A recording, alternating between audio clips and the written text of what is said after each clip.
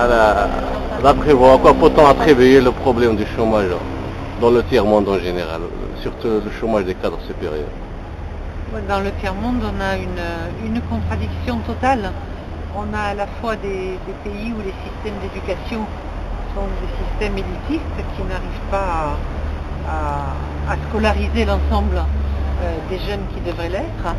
On a un système universitaire qui n'a des capacités d'accueil que pour une minorité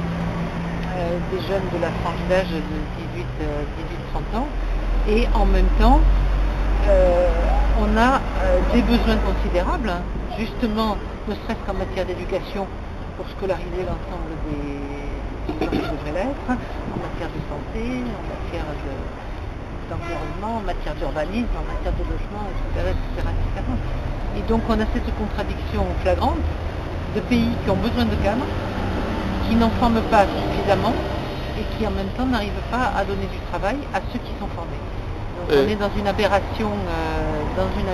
totale. Une partie du problème vient, à mon avis, des institutions financières internationales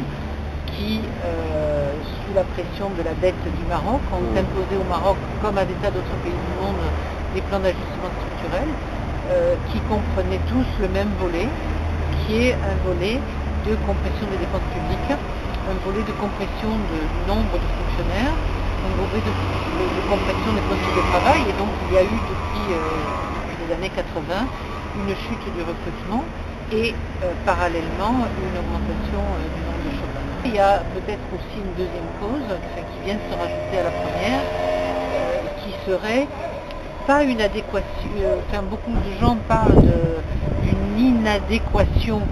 du système scolaire avec le marché de l'emploi. Moi je ne suis pas tellement d'accord avec cette idée-là, parce que je pense que le marché du travail est un marché en perpétuel changement et que c'est utopique et pas sain de vouloir former uniquement des gens en fonction de l'état du marché du travail à un moment donné.